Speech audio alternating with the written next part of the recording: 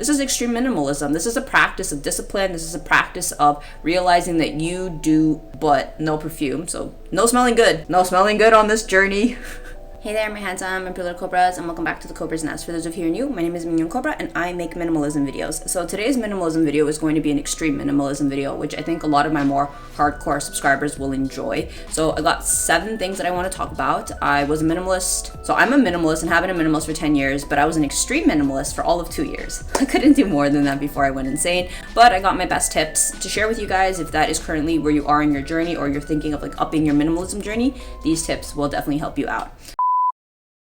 Okay, so coming in at number 1, less clothes. So you guys can see from the back, I do have a fair amount of clothes, but that's just because I'm a regular minimalist. I'm not an extreme minimalist. For when I was an extreme minimalist, I made sure all my stuff fit in a suitcase. And not just like the check-in, the carry-on. So you need all your stuff to fit into a carry-on. This is extreme minimalism. This is a practice of discipline. This is a practice of realizing that you exist outside of the realm of the possession of your material things. So that means that you are not your clothes, you are not your car, you are not your house, you are not your diploma, your degrees, your money.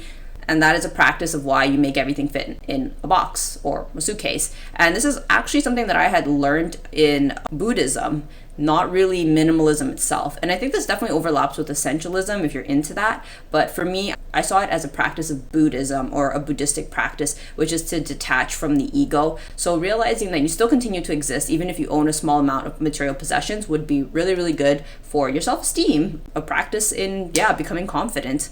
Okay, number 2, so making it fit into a suitcase. This is definitely something that I want to advocate for with a little bit of slowness. You're not financially in a position to just chuck all your stuff and make it fit in a suitcase. This probably would not be the best of tip, but if you are in a financial position where you're like later you could replenish stuff, then get rid of everything, make it fit in a suitcase. It would be a really good practice.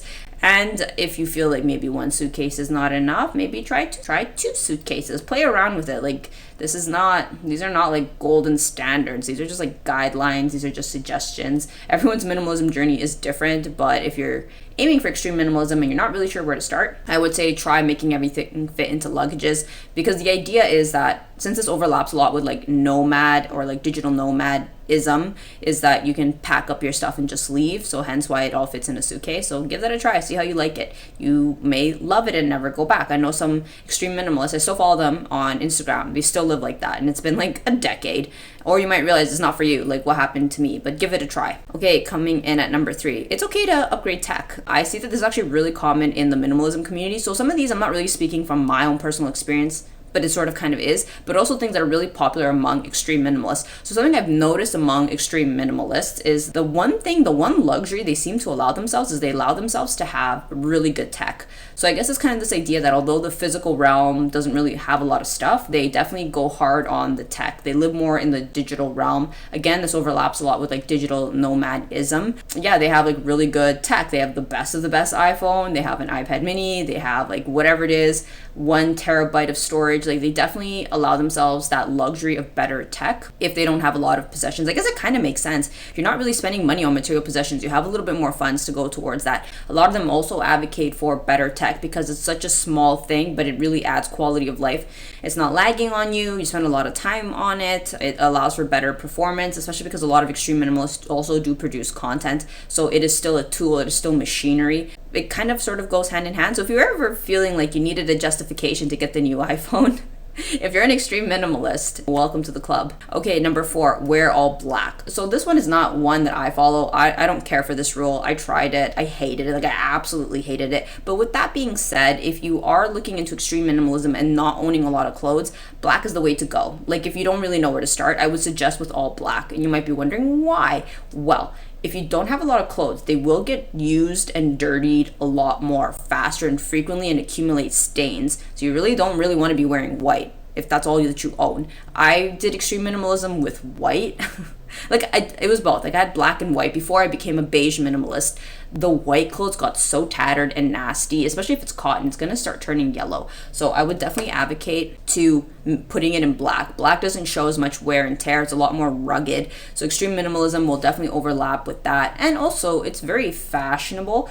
there's like unless you're starting to enter the realm of like shades of black, your clothes are already really worn out. Most blacks just kind of pair, so it kind of creates like the seamless, sleek look. This also might be a bit sexist. I noticed that extreme minimalism is very common among men, and men really like black and grays, so it could also just be catering to them. So again, take it as you will. For me, I was like, not really the black vibe, but if you really are enjoying it, you could also see it as chic. Black is very chic, it's very elegant, it's very timeless, it's very classic. Like, you could wear black all the time, and it's one of those colorways that people don't question and are like, have you even changed? Like, I remember when I was wearing shades of beige, there was one time my dad picked me up from work and he was like, did you even change? You're wearing the same thing from yesterday. So I think that black is one of those like life cheat hacks. I think a popular person who does this was Steve Jobs. He always wore like a black turtleneck, and he's also a minimalist. I don't know if an extreme minimalist, but at least a minimalist.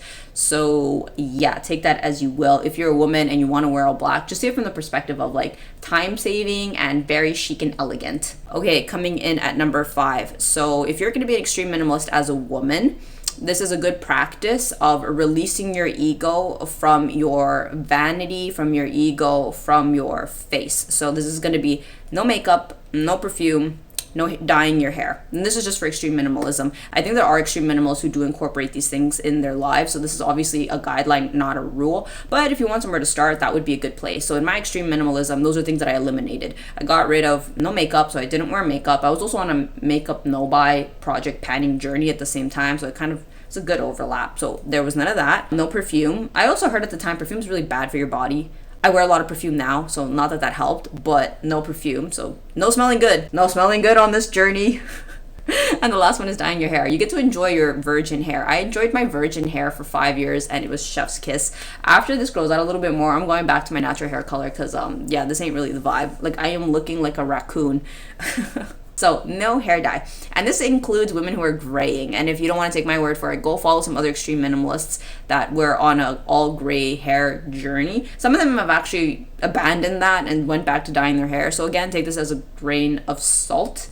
But it's a good practice if you wanted to try. A lot of extreme minimalists rock their gray hair. Okay, number 6. So if you are going to spend money in the extreme minimalism community, the only thing you can spend it on is experience and travel. So these are the enriching things in one's life. Obviously, if you are on a minimalism journey, a lot of these things you've already heard, which is like material possessions do not enrich your life. Travel enriches your life. Yes, like we already all know that. So with that mind, with that timbit in mind, it would be really good to travel. It'd be really good to spend on experiences, and you shouldn't feel guilty, because assuming you aren't spending it on material possessions, you should have a better allocation of funds towards experiences.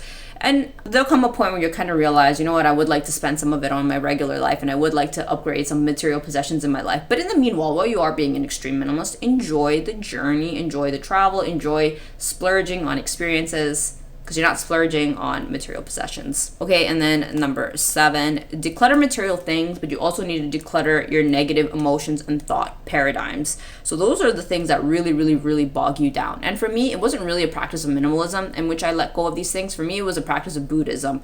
I cleaned the mind, I emptied the cup. So if you're on an extreme minimalism journey, I would highly recommend looking into Buddhism. Buddhists are the natural extreme minimalists. They own very little. So looking into Buddhism and practicing letting go of the ego, letting go of material possessions, and detaching oneself from the material plane could be a very good emotional aspect of minimalism, and also like letting go of all these negative paradigms, forgiving people in your life, forgiving yourself, forgiving all of the things you thought you'd do but you didn't. All of that. You're like sweeping the dust out of your mind. So I think that while it is good to declutter material things out of your life, it's also really good to declutter the emotional paradigms, because that's like the really heavy stuff. When I declutter that stuff out of my life, like I still see the benefits to this day. Like you guys can see my mental health is like in a much better place. Like I'm not breaking down and crying the way that I was in my videos like 4 years ago.